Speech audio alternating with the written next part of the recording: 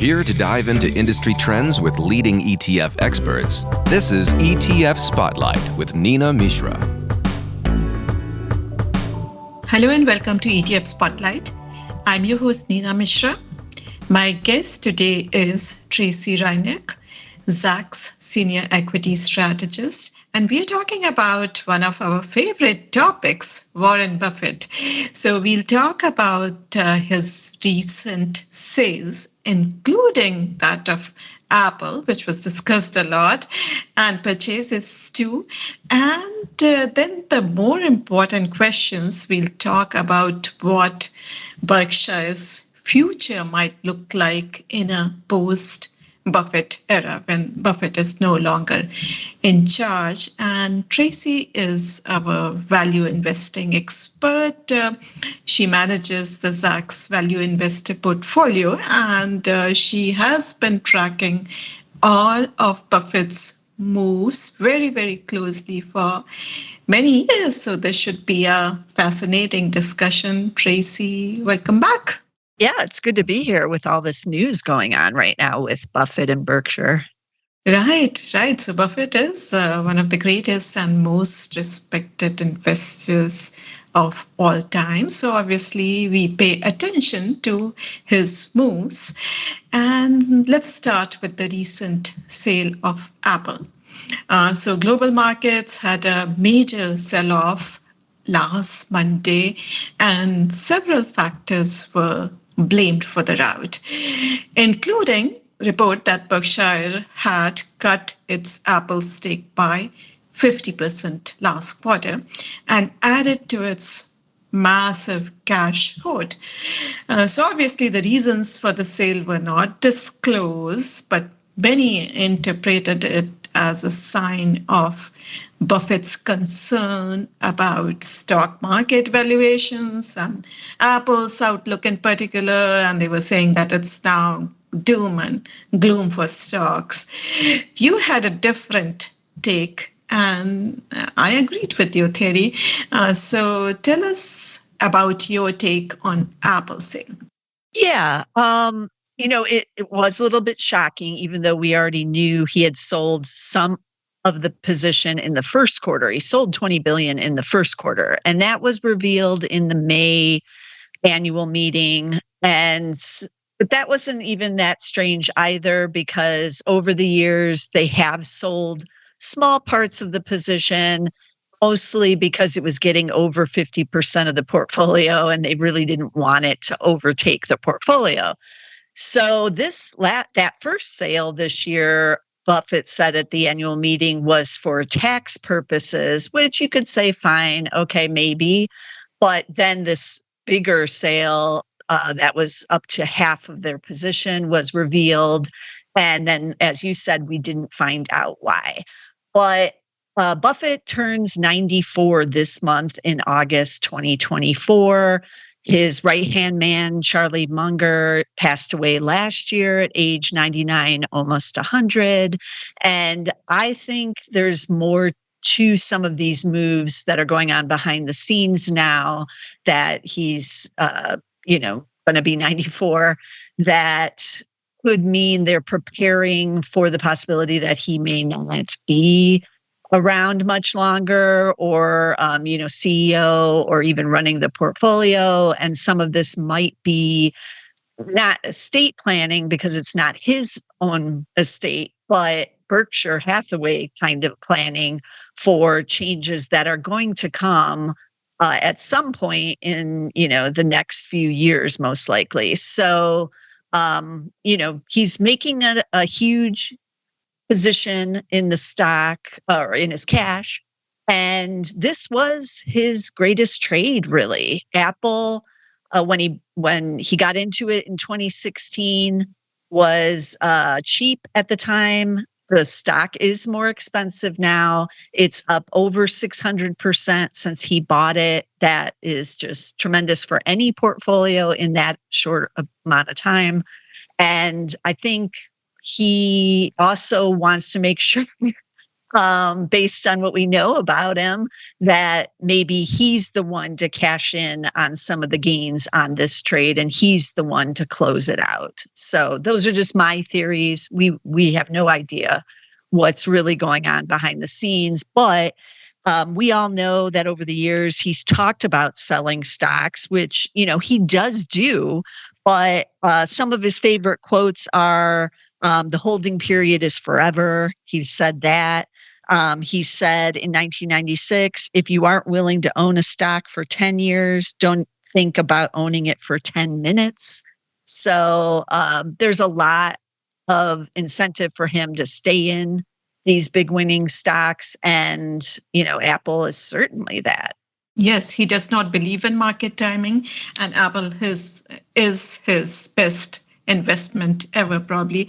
Certainly the best stock investment.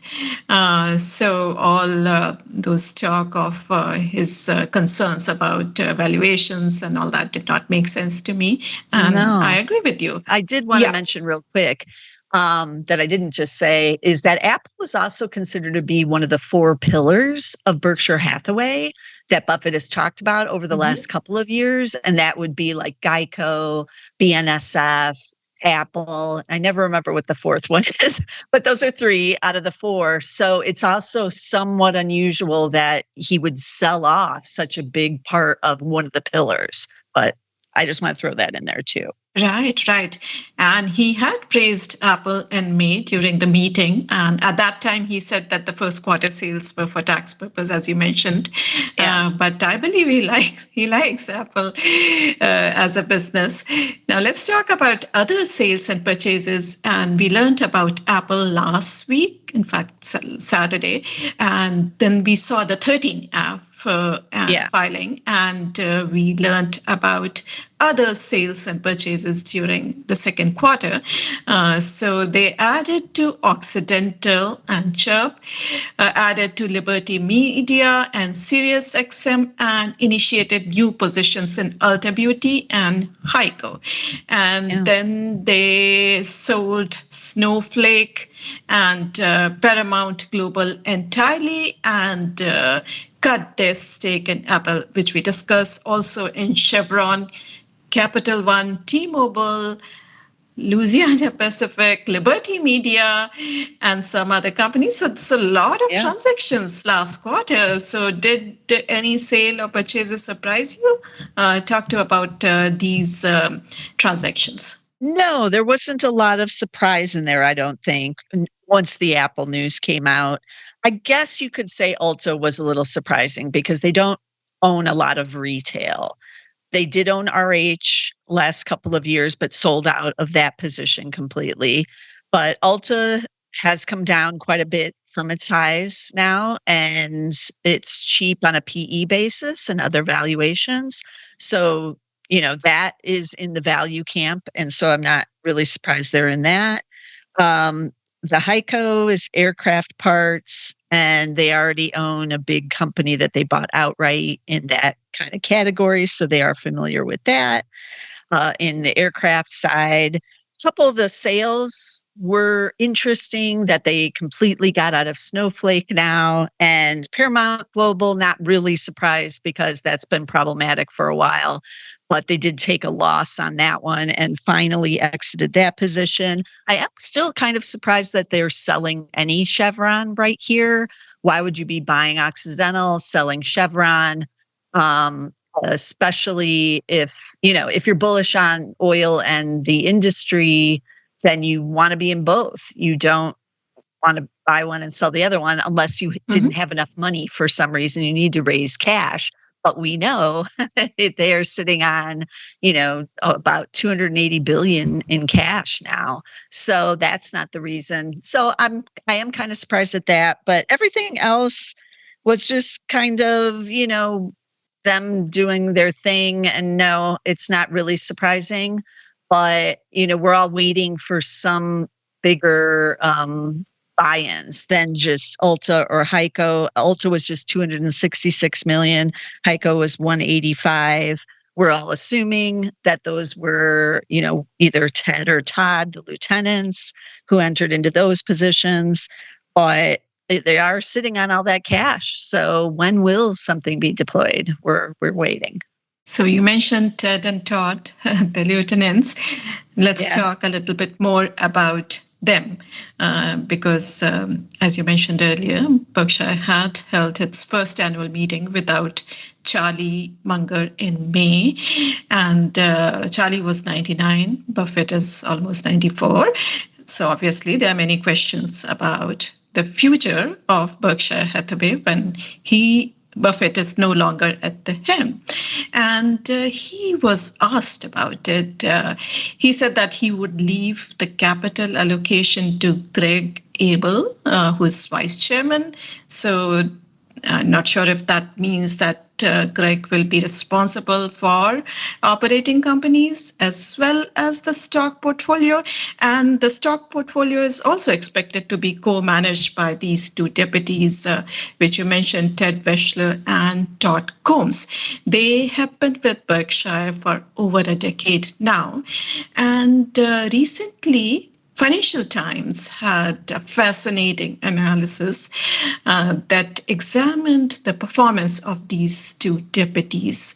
So according to the analysis, in their early years at Berkshire, these two guys, Combs and Weschler, they had some fantastic trades. So they invested in MasterCard, Visa, and a healthcare company, Davita. And in 2012 and 2013, these two managers, they were able to beat the S&P 500 index. But lately, their portfolios have underperformed both the S&P 500 index as well as Berkshire stock itself. And in fact, in 2021 and 2022, they underperformed the S&P 500 by double digits. So this is what the analysis concluded, that these two managers, they generated an average annual total return of about 7.8% over the past decade.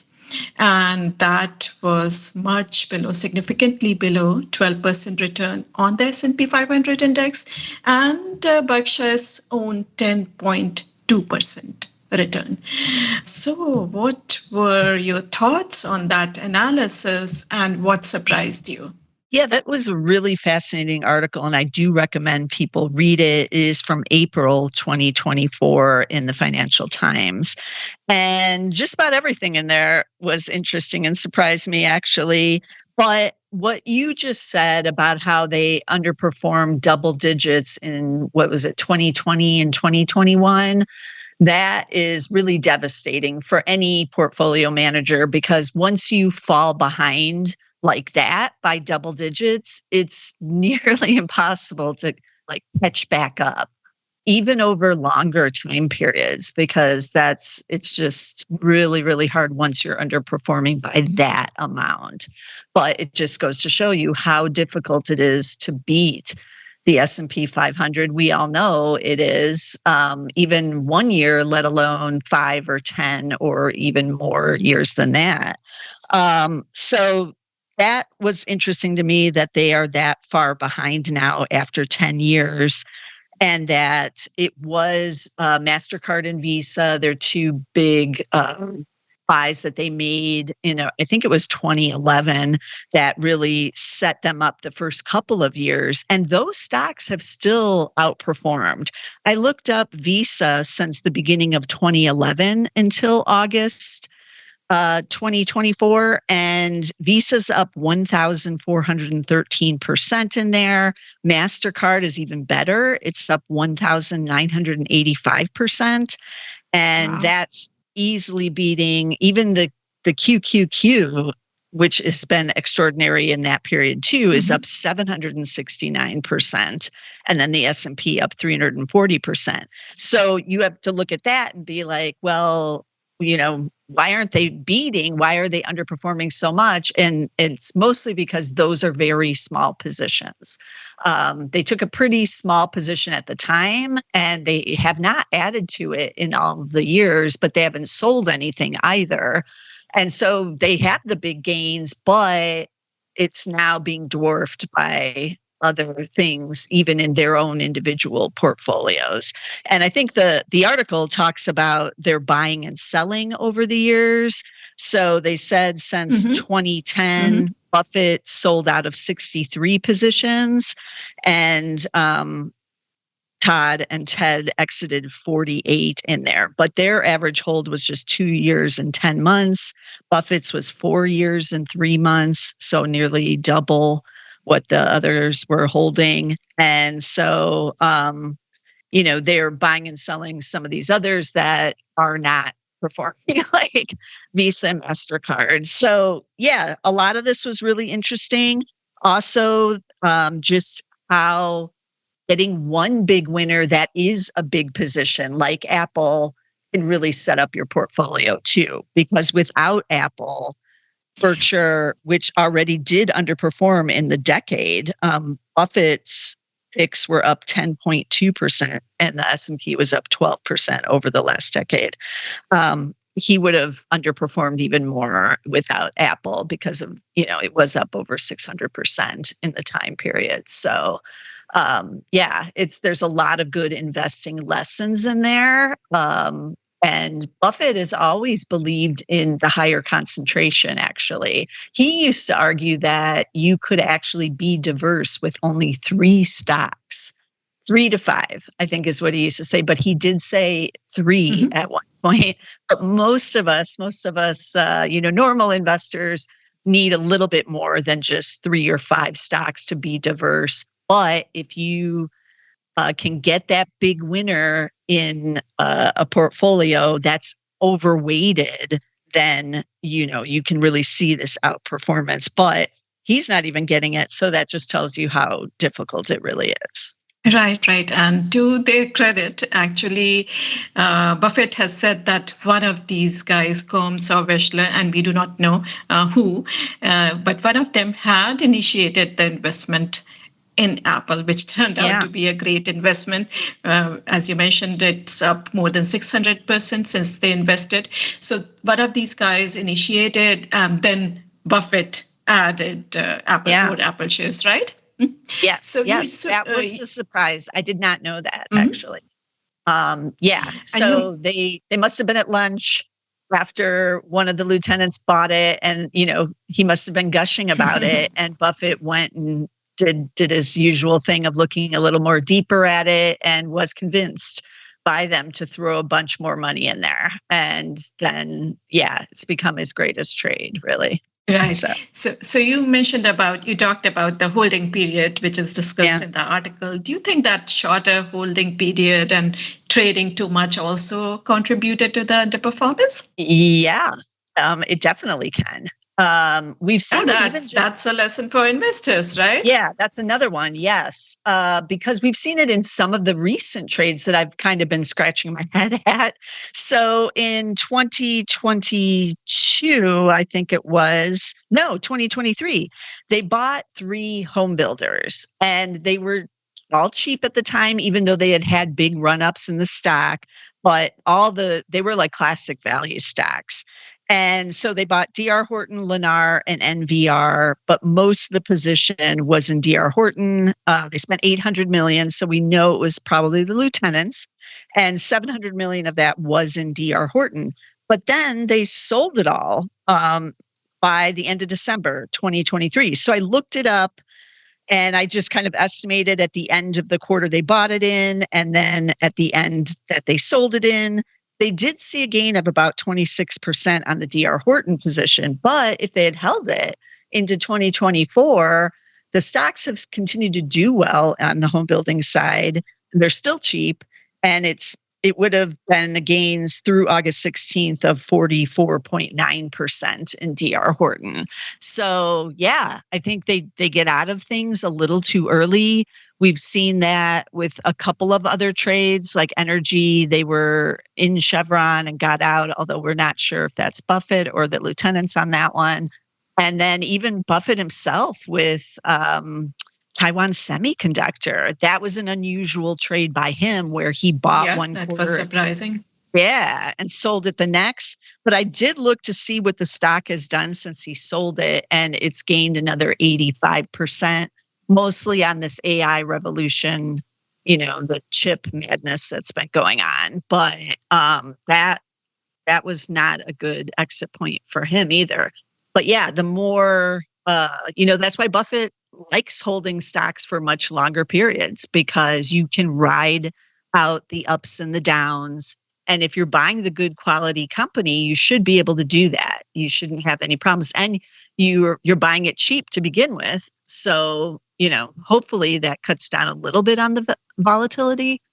But yeah, I don't think it's great to sell as often as sometimes they are. That's why I kind of just disregard some of the sales that they report every quarter, because I'm like, oh, that's just them getting out of something they just got in, like, a year ago or something.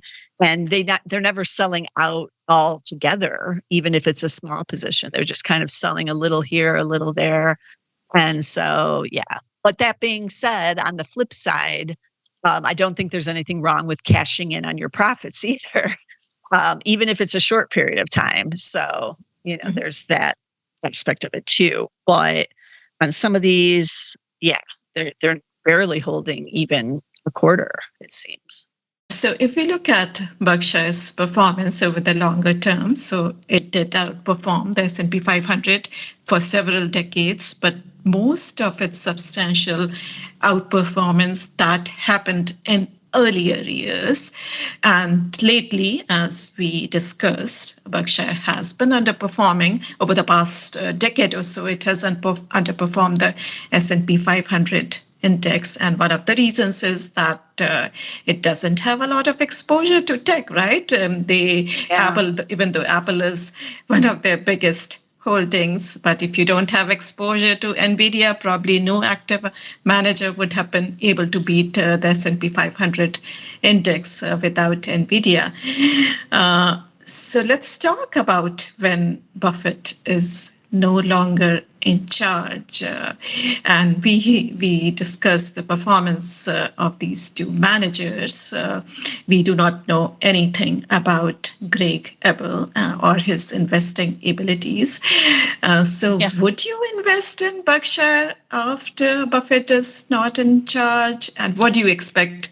Would you expect a big dividend, a special dividend from them? Or, a lot of things are not clear, but what should investors expect after Buffett is not in charge? Yeah, there's going to be a lot of volatility. People are going to have many, many questions. I know in the FT article, it said that they haven't paid a dividend at Berkshire since 1967. Buffett doesn't like them, so he's not apt to pay one. But once he's not around, that doesn't mean the new leadership won't be one. I don't understand why people are trying to say it's going to be that way forever. We also saw this at Apple, actually, because Steve Jobs was against any kind of dividend as well. And once Tim Cook was in charge, then we got a dividend. So you have to do something with the cash. The cash does belong to the shareholders. And eventually you just have too much cash. You can't even spend it all. They have done some share buybacks, but they can't spend it all on the share buybacks either. So I think that there will be some kind of big, if the cash is still sitting there, so that's a caveat, but as long as it is, there will have to be some kind of big dividend because, it would be for anyone who's managing even the current size of the stock portfolio, which is smaller now that they sold some of the Apple, but even that would put them among the largest of any kind of fund that anyone is operating. And it's just very difficult to get performance with that much cash, which Buffett has said himself over all the years that he wishes he was 40 again when he didn't have as much cash and he could invest in mid caps and small cap stocks and companies. And now it's just a totally different game with just these mega cap opportunities or large cap like a Chevron or an Occidental. And so, yeah, I think there's going to be a lot of changes once he's no longer at the helm. And, I've said that I could see them breaking up or at least spinning off many companies out of Berkshire. But we'll see on that. That itself could take many years for them to do if they were, thinking of doing something like that on the business side. So yeah, there's going to be a lot that's going to go on. And the thing you said earlier about, not really knowing either Ted or Todd, I think is also true. And people have been waiting for Buffett to allow them to take questions at the annual meeting. And that hasn't really happened. I think maybe it was at like one of them or something. They answered one or two. But even in the latest one here in 2024, they were not able to answer anything. They were there, but it was just, that's a little odd because as shareholders, I want to know who these guys are. We've known Buffett for decades, and that has been helpful for him and able to do him, for us to trust him as a shareholder needs to when he's managing that much money, and he's earned that trust. But I'm not sure Ted and Todd really have. They'll have to sit with Becky for very detailed interviews, so investors learn more about their investing style. I mean, the most I've ever learned about either one really was about Ted when it came out that he has one of the biggest Roth IRAs out there. That was revealed during the pandemic a couple of years ago. And he did give interviews about it to like the Washington Post and a couple other publications. And that was just on his own personal money. He had an IRA that he rolled over ultimately into a Roth that he's able to grow. Well, in like 2018, it was worth over $200 million. But other than that kind of interview, I've seen nothing else really that go, about what his philosophies are or anything. So yeah, there's going to be a lot of questions. And the FT article kind of acted like, oh, the shareholders have, Buffett hasn't answered to the shareholders all these years. Why would Ted and Todd have to? Well, because they're not Warren Buffett. They haven't been there 60 years. They don't have his track record. So the shareholders are willing to let Buffett do what he does, but I'm not really sure that they're going to be willing for Ted and Todd to do the same. And he writes very detailed annual letters to shareholders, right, where he describes his investing philosophies. And that's why we have been able to learn about him and his investing style. And it's his company, delivered fantastic returns for decades. So investors are obviously more comfortable with him. Yes, for sure. So, and he's allowed, like he's cooperated with biographers and he's written forewords to like The Intelligent Investor. He has been on CNBC, dozens of times. He's done like documentaries. I'm kind of hoping that there's some kind of secret book that he's been working on that once he is no longer with us, maybe that makes its debut. I don't know. I'm just putting that out there. I have no idea, but I'm kind of hoping that is so that we can get like a one source thing for all of his, investing strategies and stuff. Although other people have put together such things over the years, including, I think, isn't there a book out about with all of his annual letters in there? I thought that there was at least one of those. So yeah. Yeah. So you can still access a lot of information about him, but that is what investors want and need. And so we'll see. But maybe Ted and Todd need to write books. I don't know. That could be an option too. Yeah. So I also wanted to talk a little bit about Jim Simons, who passed away earlier this year. And after he passed away, we saw a lot of these Buffett versus Simon debates. And maybe Simons is a better investor than Buffett. But I think the comparison is so unfair. Both of them are investing legends. But they have very different investing styles. So people have been talking about Renaissance technology that Simons had founded, and its flagship Medallion Fund, which was basically a money printer. So this Medallion Fund had annual returns of 68% over the past 34 years, while never once losing money. And they charge hefty fees, 5% management fee and 44% performance fees. And we believe that these hefty fees were mainly to limit access to the fund because Simon's investing strategies, they were very, very secretive, but he invested a lot in illiquid assets too. And because the funds were doing, the dot funds, particularly the flagship fund, was doing so well, people continued to pour money because of the performance. And he had stopped accepting new clients in 1993. And after that, the Medallion Fund was restricted to employees only in 2005. So basically, investors like us would not have been able to invest in Medallion at all. And also, the fund was capped at $10 billion, mainly because the techniques that they were using, they were effective only to a certain scale. And unlike Simons, Buffett had a public company, Berkshire Hathaway. So any retail investor could buy or sell. And he made a lot of money to many investors over the years. So just comparing them is, like comparing apples to oranges. They are both great, but in their own domains, right? Yeah, for sure. The type of vehicles that they have to invest in are just so different. I don't see how you could really directly compare them.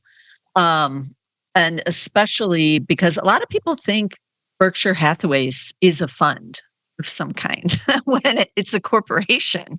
So that's very different. So I'll often see on Twitter people, like when Apple will hit a new high, and this was before we found out he sold a big chunk of it, but they'll be like, why isn't Berkshire going up when Apple is? And it's like, well, because it's not an ETF. Like Berkshire's it's not weighted on the stocks in there. It actually owns that, like in it. It's completely different. And so you can't really compare one to the other, and both are just tremendous investors. To be able to do what they did over the longer periods of time is where it gets really impressive. And Buffett has had even longer period to be an active public investor now that he's lived so long. So they're just both tremendous. I can't believe that number, 68%. Wow. Yeah, it's great. It was amazing. Yeah, he pioneered the quant investing revolution, so he'll be remembered forever for that and respected. Yeah. So you mentioned ETFs. So let's talk about some ETFs. And we discussed the recent underperformance of Berkshire versus the S&P 500 index over the past decade or so, and also the uncertainty regarding Berkshire after Buffett is gone. And Buffett himself has long recommended that most individuals should just invest in low-cost, diversified index fund like the S&P 500 funds. So do you agree that S&P 500 index funds and ETFs that are really, really cheap, that makes sense for most investors in their core portfolios? Yeah, that's what Buffett recommends. And he's even said once he's gone, that any money for his wife will be invested, or he hopes will be invested that way, just in the low-cost index funds. Because as we've seen throughout this discussion, it's really, really hard to beat the S&P 500. Even the greatest investors have a difficult time doing it over longer periods of time. And so why not just go with what works? Right. So let's talk about some of the cheapest S&P 500 ETFs. So SPY is very popular because it is the largest, the first ever and the largest ETF in the world, but that charges 9 basis points. So SPY is very popular with traders, but for most retail investors, the lower cost ETFs like the one by iShares Core S&P 500 ETF, ticker symbol IVV, and the Vanguard's S&P 500 ETF VOO. They make a lot of sense. They charge just 3 basis points each compared to SPY's 9 basis points. But the cheapest ETF that tracks the S&P 500 index, not many investors know about it. It is by State Street, the Spider Portfolio S&P 500 ETF. The ticker symbol is SPLG, and this charges just 2 basis points. So basically nothing to get exposure to the S&P 500 index. And if you want to take a look at other ETFs that kind of invest like Buffett. So there's an ETF by VanEck. It is the VanEck Morningstar Wide MOAT ETF. Ticker symbol is MOAT. So this invests in companies which are attractively priced and have sustainable competitive advantages. So Buffett has been a fan of moats or competitive advantages. So this, I looked at the long-term performance. It made its debut in 2012. And since then, it has been able to beat the S&P 500 index, though only slightly. So maybe take a look at the ETF or just stay with the S&P 500 index ETFs in your core portfolio. If you are a younger investor with a higher risk tolerance, then maybe you can also take a look at QQQM, which is the cheaper version of the QQQ ETF. If you want, that is, if you want a lot of exposure to technology giants, the Magnificent Seven stocks, including NVIDIA, but you have to have a high risk tolerance for that. And basically, almost no active manager has been able to beat the QQQ and the QQQM over the longer period. Any other thoughts, Tracy? Yeah. Since we were just talking about the ETFs, has there ever been a proposition that you know of for someone to launch like the Buffett? Wasn't there a Buffett ETF where it just buys and sells whatever is in his equity portfolio?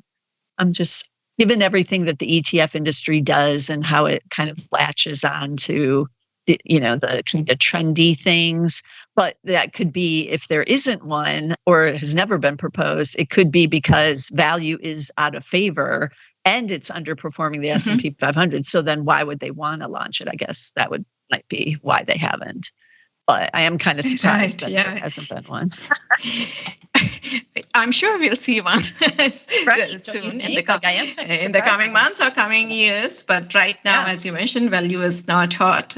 Tech has been hot. So therefore, we have seen a lot of ETFs focused on technology, Max 7, and particularly NVIDIA. So that's hot in the ETF space. So maybe they think nobody wants to buy an ETF that's buying like Chubb. Because that's what Berkshire's bought it a little bit last quarter, like another insurance company. So maybe they do think like that's just too boring. So we can't go there. I don't know. And remember, they did have. I only think about that because there was the Kramer ETFs. Remember, we talked about those, and those did shut down. Those closed. Yeah, they shut down. It's very difficult to emulate someone's portfolios because the trading costs are going to be huge. So it doesn't make much sense. Yeah. Okay, so we'll have to leave it there.